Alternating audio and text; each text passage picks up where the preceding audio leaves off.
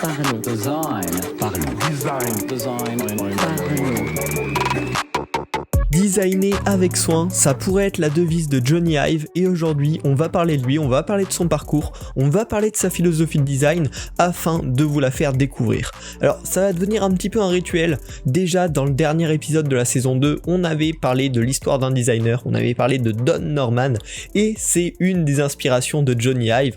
Et donc dans cette saison 3, pour le 50e épisode, le dernier avant la saison 4 qui arrive très bientôt, on va parler de la vie de Jony Ive, donc qui est un designer très célèbre chez Apple, probablement un des designers les plus célèbres d'Apple. Et donc je vais vous raconter un petit peu sa vie, qu'est-ce qu'il a fait, comment il en est arrivé là, qu'est-ce qu'il fait aujourd'hui, et aussi qu'est-ce qui finalement l'a drivé, qu'est-ce qui a construit sa carrière de designer. Donc comme je vous l'ai dit, Jony Ive c'est un des plus célèbres designers d'Apple, notamment grâce à quelque chose d'assez iconique, sa voix qui a été utilisée pendant de très nombreuses années dans les vidéos de présentation de produits, on reviendra là-dessus, mais aussi bien sûr pour tout ce qu'il a créé, de nombreux produits qui sont aujourd'hui connus de tous. Jony Ive c'est un Anglais, il est né à Londres en 1967, donc aujourd'hui en 2020 il a 53 ans, et pour la petite histoire, il a été diagnostiqué dyslexique lorsqu'il était jeune, mais on voit que ça l'a pas du tout arrêté dans sa carrière, donc faut surtout pas se décourager si on est atteint de dyslexie, c'est pas du tout un problème, ça peut totalement être surpassé, notamment dans le métier de designer. Alors Jony Ive, depuis très jeune, il avait un intérêt vraiment pour les voitures, qu'il a aujourd'hui apparemment toujours, et c'est ça qui l'a mené au design industriel dans un premier temps, cette passion pour les voitures du coup qui s'est transférée vers du design automobile et plus largement vers du design de produits, ce qu'il a fait à peu près dès sa sortie d'école, en intégrant Tangerine Design, qui est un studio londonien pour lequel il a travaillé pendant quelques années, pendant 2-3 ans, pour concevoir des produits très divers, pas forcément des produits tech. Et alors qu'il travaillait chez Tangerine Design, il a été recruté pour une mission au nom de Tangerine Design pour Apple, pour lequel il a travaillé pendant 1 ou 2 ans avant de carrément rejoindre Apple en 1992. Et là quand même sa carrière a très vite évolué parce que il est très vite monté en grade chez Apple en quelques années, jusqu'à finalement devenir Chief Design Officer à la fin de sa carrière chez Apple, un poste qui a été créé pour lui, ça n'existait pas avant. Et voilà, il était Chief Design Officer chez Apple jusqu'en juin 2019 où il a quitté Apple, et ça je vous le raconterai à la fin de ce podcast. Alors qu'est-ce qu'il a fait chez Apple ? Pas mal de choses quand même, pas mal de produits très emblématiques comme l'iPod, l'iPhone, l'iPad, le MacBook Air, le MacBook Pro. Bien sûr, tout ça il l'a pas fait tout seul, il l'a fait avec une équipe de chez Apple, qui sont aussi des gens très compétents avec qui il a travaillé apparemment pendant quand même de nombreuses années. C'est une équipe qui sont constituées et qui est restée assez stable au cours du temps, mais il a pas que travaillé sur du design industriel de produits en tant que tel, mais également sur les logiciels. À un moment il était directeur de la division iOS et macOS, et a notamment grandement participé au redesign d'iOS en flat design avec iOS 7 à l'époque. Donc voilà, il s'est touché à tout.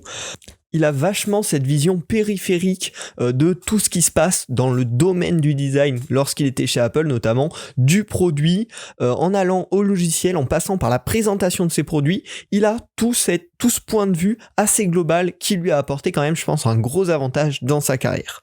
On a vu également, il a conçu de nombreux produits qui ont clairement conquis les utilisateurs, entre l'iPod, l'iPhone, l'iPad, les MacBooks. C'est des produits qui ont bien marché, donc je pense que ça c'est une bonne success metrics pour les designers industriels et même pour les designers un peu plus global comme lui, voir que c'est des produits qui finalement ont atteint leur public, qui ont plu à leur public au point que ça soit bien vendu, même si bien sûr le design ne fait pas tout, mais c'est une grosse partie du produit.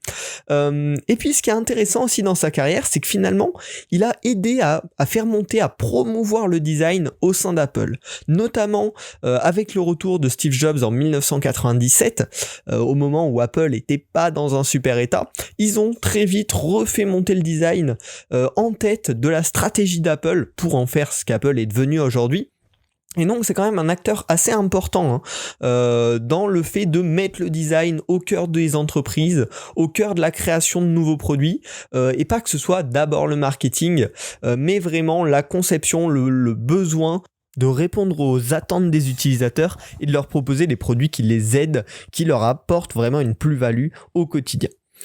Également, je vous l'ai dit en début de ce podcast, mais Jony Ive, il est devenu vraiment iconique, notamment pour les vidéos de présentation des différents produits d'Apple qui étaient très souvent, voire quasiment tout le temps pendant une période, commenté avec la voix de Jony Ive. Donc pour lui, la présentation quand même des produits qu'il concevait avec son équipe était un vrai enjeu, au point qu'il se mettait en scène, qu'il parlait, qu'il commentait ses vidéos pour donner vie au produit, pour expliquer aussi l'intérêt, la passion, l'envie du design qu'il avait mis avec ses équipes dans la conception de ses produits.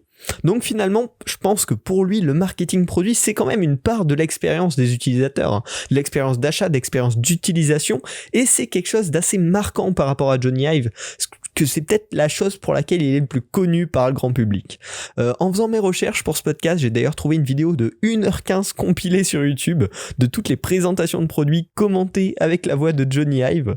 Donc si ça vous intéresse, vous pouvez aller vous faire un petit tour. Ça peut être un peu long, mais regardez quelques morceaux, quelques extraits aussi des différentes périodes, parce que là, cette vidéo-là, c'est de 2008, je crois, jusqu'à 2017 ou quelque chose comme ça.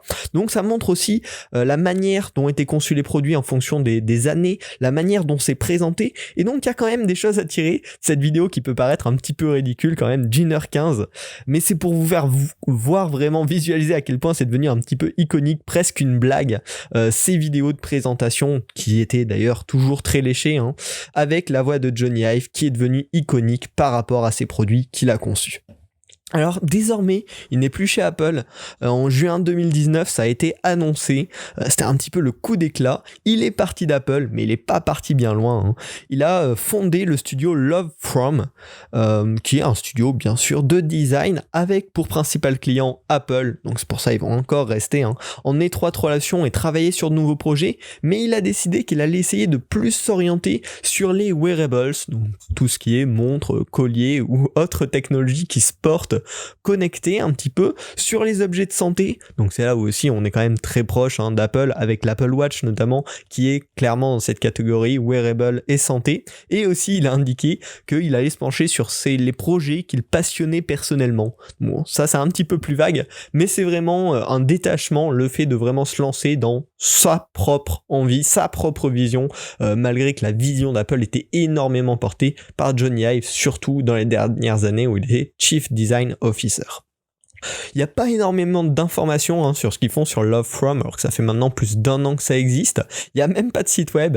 Et là encore, petite anecdote, au moment où j'enregistre ce podcast, il y a un site qui s'appelle lovefrom.design qui a été créé par un designer probablement, en espérant que Jony Ive le contacte le jour où il aurait besoin d'un site. C'est assez drôle, vous pouvez taper Love From sur internet pour découvrir ce site, c'est assez drôle, c'est pas du tout de l'exploitation de lien pour le revendre plus tard, c'est vraiment il cherche le contact de Jony Ive. Donc voilà, c'est une petite anecdote sympa, et on va pouvoir dériver avec ce studio Love From sur une histoire et sur finalement la philosophie du design de Jony Ive, parce que ce nom, il vient pas de n'importe où.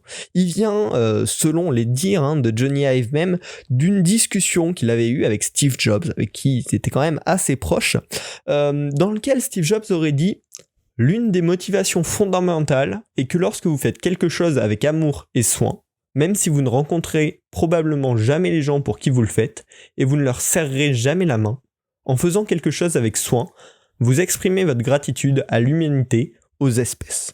Donc on voit que c'est quand même, bon, une jolie citation, mais une citation qui est vraiment portée sur cette idée de passion, sur cette idée de prendre le soin de faire les choses, prendre vraiment la qualité, les moindres détails, tout penser et y mettre tout son cœur pour créer un produit qui nous plaît et qui va plaire aux gens, même si on connaît pas tous ces gens qui utilisent notre produit.